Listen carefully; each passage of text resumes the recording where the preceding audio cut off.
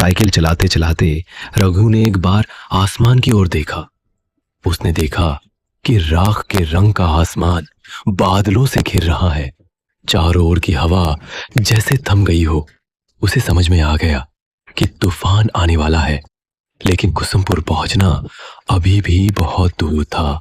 रघु ने पैडल पर जोर से दबाव डाला, लेकिन वो ज्यादा दूर तक जा नहीं पाया।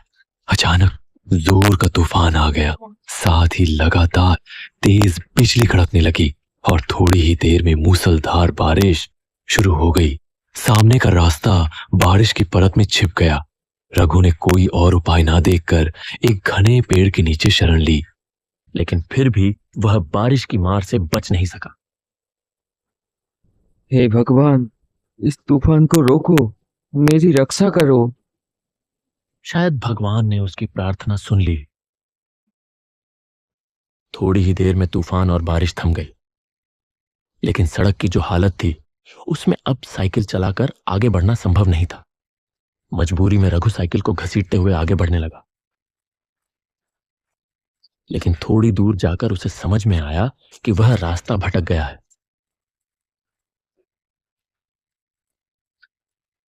यह रास्ता कुसुमपुर का नहीं है। वह सोच में पड़ गया कि अब क्या करे। तभी उसके कानों में आवाज आई, क्या आप रास्ता भटक गए हैं? रघु चौंक कर देखने लगा। उसने देखा कि धुंधले अंधेरे में एक छाया मूर्ति खड़ी है। कौन हो तुम? मैं रतन हूं बाबू। लगता है आप रास्ता भटक गए हैं। मेरा मतलब है, मुझे कुसुमपुर जाना है, लेकिन नहीं जा पाएंगे। कुसुमपुर जाने वाला रास्ता बंद है। रास्ते में पेड़ गिर गया है। रघु मुसीबत में पड़ गया। वह पागलों की तरह सामने अंधेरे में डूबी सड़क की ओर देखने लगा। यहीं पास में मेरी चाय की दुकान है, चलिए, फिर से बारिश शुरू हो जाएगी। रघु ने आसमान की ओर देखा, फिर हल्के से सिर हिलाकर हामी भर दी। आइए, मेरे साथ आइए। रघु ने अपने दुविधा भरे मन के साथ उसका पीछा किया, और जैसे जैसे वह आगे बढ़ता गया उसे कुछ महसूस होने लगा। जिस वक्त से वह आदमी उसके पास आया है, तभी से रघु को भीगी हवा में किसी जले हुए चीज की गंध आ रही थी। क्या हुआ? जल्दी कीजिए। हाँ हाँ, आता हूं। साइकिल लेकर वह तेजी से आगे बढ़ा। थोड़ी दूर जाते ही उसने एक गाव का पेड़ देखा। पास ही एक झोपड़ीनुमा घर था। वहां किसी हैरिकेन जैसी चीज की लौ जल रही थी। रतन ने फिर से आवाज दी, आइए बाबू, यही मेरी चाय की दुकान है। रघु ने साइकिल को गाव के पेड़ से टिका दिया और झोपड़ी के चौखट पर आकर खड़ा हो गया। उसने देखा कि एक तरफ एक चूल्हा है और उसके चारों ओर चाय बनाने का सामान रखा है। रघु हैरान हो गया यह सोचकर कि इतनी सुनसान जगह पर इस चाय की दुकान में आखिर चाय पीने कौन आता होगा। रतन एक मोड़ा ले आया। बैठिए बाबूजी, मैं चाय लाता हूं। रघु अपनी गोद में रखे थैले को कसकर पकड़कर बैठ गया। बाहर फिर से तूफान शुरू हो रहा था। बिजली चमक रही थी और गड़गड़ाहट के साथ कड़क रही थी। ये लीजिए चाय, आप बहुत भीग गए हैं, ये पीजिए, अच्छा लगेगा। इतनी जल्दी चाय बनाकर ले भी आया। हैरानी की बात नहीं, हल्की हल्की बारिश शुरू हो गई। रघु चाय की चुस्की लेते लेते पूछ ही बैठा, यहाँ चाय पीने कौन आता है? मतलब इतनी सुनसान जगह में? पहले कुछ दूरी पर एक बस स्टैंड था, तब लोग आया करते थे। और अब आप जैसे कोई कोई आता है। उस आदमी की बातों में क्या था कौन जाने, लेकिन रघु का सीना एकदम से सिहर उठा। उसने कुछ असहजता के साथ चाय की एक चुस्की ली। आप चाय पीजिए। आज रात आप नहीं जा पाएंगे बाबूजी, रात को यहीं रुकना पड़ेगा। रघु ने देखा कि बारिश की बूंदें अब और भी तेज हो गई हैं। तूफान की रफ्तार भी काफी बढ़ गई है। बिजली लगातार गिर रही है। लेकिन एक चीज देखकर उसे बहुत हैरानी हुई। इतनी तेज आंधी के बावजूद हैरिकेन की लौ जरा भी नहीं हिल रही थी। न जाने क्यों रघु को लगने लगा कि उसके चारों ओर जो कुछ भी है वह सच नहीं है, जैसे कोई जाल है जो चुपचाप उसे अपने भीतर लपेट रहा हो। बैग में रखे हुए इतने सारे पैसे, उसका सीना एक बार फिर धक धक करने लगा। जब बारिश थमी तब तक रात काफी बीत चुकी थी। खाना पीना कुछ देर पहले ही निपट चुका था। रतन दहलीज पर रघु के लिए बिस्तर लगाते हुए बोला, कहाँ गई झूमर? बाबू को पान नहीं दिया? आइए बाबू, यहाँ लेट जाइए। डरने की कोई बात नहीं है, मैं और झूमर तो हैं ही।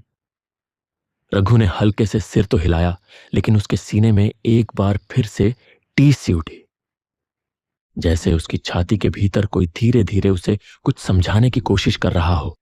जैसे ही नूपुर की झंझनाहट कानों में पड़ी, वह हल्के से चौंक कर देखने लगा।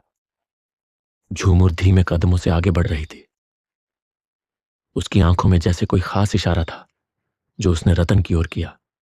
रतन ने भी जरा सा गर्दन हिलाकर कुछ जताया।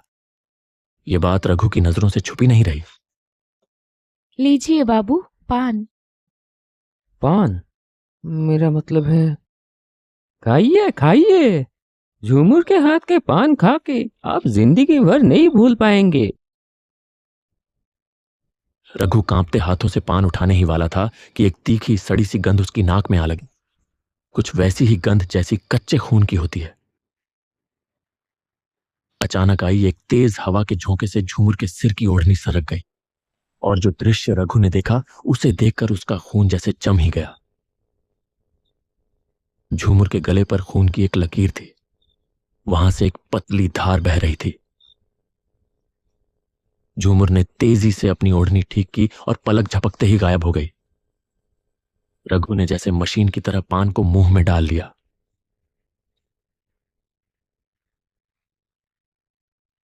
रतन हैरिकेन की लौ धीमी कर कमरे के अंदर चला गया। रघु एक अजीब सी घबराहट और बेचैनी लेकर लेट गया। रात गहरी और शांत थी। केवल झिंगुरों की आवाज उस सन्नाटे को तोड़ रही थी। पास के किसी झाड़ी से एक भूखा सियार चीख उठा। फड़फड़ाते पंखों की आवाज के साथ एक काला उल्लू आकर गाब के पेड़ पर बैठा और अपनी डरावनी आवाज में बोल उठा। रघु का सीना बार बार कांप उठता रहा। भगवान देखना, ताकि रात ठीक से कटे। थकान की वजह से थोड़ी ही देर में रघु सो गया।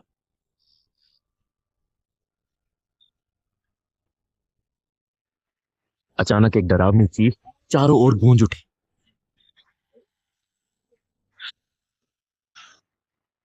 रघु अचानक बिस्तर पर उछलकर बैठ गया। उसने पागलों की तरह इधर उधर देखा। तभी उसके कानों में एक कराहती चरमराती सी आवाज पड़ी। वह आवाज जहां से आ रही थी, रघु ने उधर नजर घुमाई और जैसे ही देखा उसका शरीर डर से सिहर उठा। सिर्फ एक हाथ की दूरी पर कोई एक व्यक्ति गले में रस्सी डाले झूल रहा था।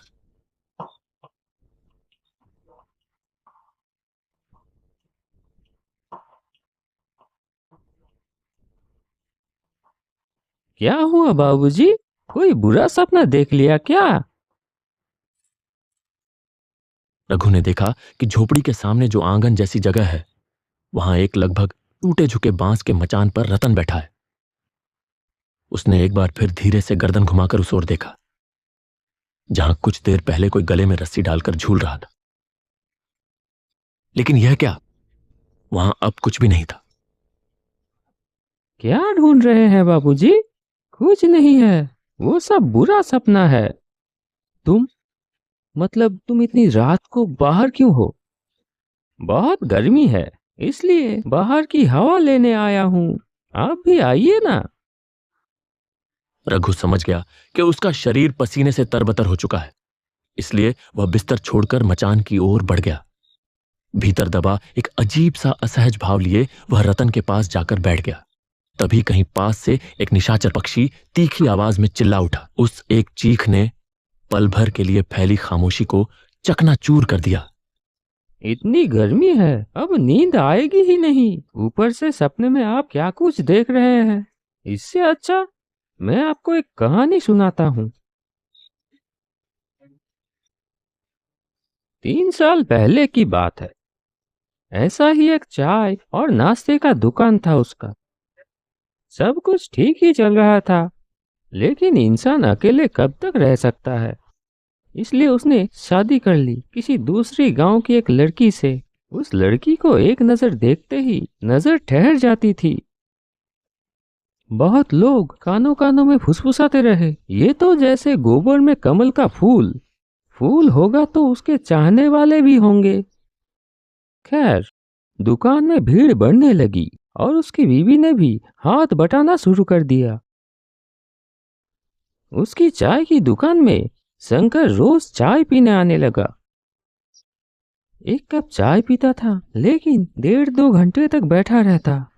उसकी बीवी की तरफ उसका नजर है, ये समझ में आ रही थी उस आदमी को। लेकिन नई दुल्हन के बारे में ऐसा कुछ सोचने को उसका मन नहीं मान रहा था। इतनी सुंदर पत्नी के बारे में कोई आदमी कैसे सोच सकता है ये सब।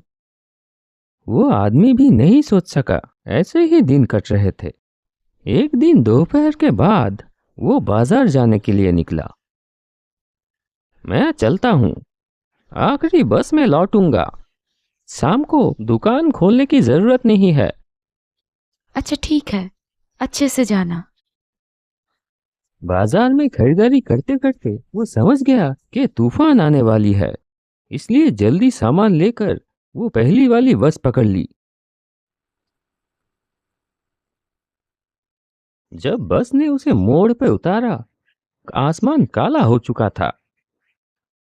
एक बार आसमान की तरफ देखा और तेजी से घर की तरफ चल दिया। लगता है बारिश होने वाली है। बीवी अकेली है, अकेले डर जाएगी। लेकिन तब तक उसने सोचा भी नहीं था कि थोड़ी देर में क्या होने वाला है।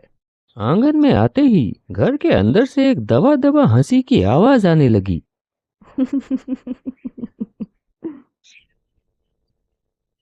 एक पल के लिए वो ठिठक गया। दरवाजे की तरफ ना जाकर वो खिड़की की तरफ बढ़ा। खिड़की से अंदर झांका। घर की मध्यम रोशनी में जो उसने देखा, उससे उसके शरीर में जैसे बिजली दौड़ गई। बिस्तर पर शंकर लेटा हुआ था और उसकी बीवी उसके सीने पर आधी लेटी हुई धीरे धीरे हंस रही है। हाथ से बैग गिर गया। बीवी के लिए लाया हुआ चूड़ियां भी जमीन पे गिर के टूट गई। कौन? शंकर दौड़ते हुए बाहर आ गया। उस आदमी को देखते ही वो हक्का बक्का रह गया। आ, आ, आ, आप तो बोले थे आखिरी बास पे। बात खत्म भी नहीं हुई थी। एक तेज धार वाली चीज से उस झटके में वो अपनी पत्नी की गर्दन पर वार कर दिया। फव्वारे की तरह खून निकल आया। पत्नी अपनी गर्दन पकड़ लिया और जमीन पर गिर पड़ी और उसका शरीर बार बार झटका खाकर स्थिर हो गया। शंकर अब तक पत्थर की तरह खड़ा था। अब वो भी हाथ जोड़कर माफी मांगने की कोशिश करने लगा। वो आदमी धारदार चीज हाथ से फेंककर शंकर को बालों की मुट्ठी से पकड़ लिया और घसीटते हुए ले चला। शंकर पूरी ताकत से भागने की कोशिश करता रहा। गुस्से में शंकर को जमीन पर पटक दिया। फिर बांस की छत से लटक रही रस्सी को खींचकर शंकर की गर्दन में फांसी की तरह डाल दिया और दोनों हाथों से रस्सी के छोर को खींचने लगा। शंकर के मुंह से दम घुटने की आवाज निकलने लगी। उसकी आंखें बाहर की तरफ निकल पड़ी। तड़पते तड़पते उसका शरीर धीरे धीरे शांत हो गया। वो आदमी पागल की तरह अपनी पत्नी के खून से लथपथ शरीर को घूरता रहा। फिर गला फाड़कर चीख पड़ा, बीबी, ऐसा क्यों किया तुमने? क्यों किया? आदमी थोड़ी देर बाद उठा, घर के अंदर गया, जलती हुई लालटेन लाकर फेंक दिया बीवी के शरीर के ऊपर। उसने दांत भींच ली, आंखों से आंसू फूट पड़े।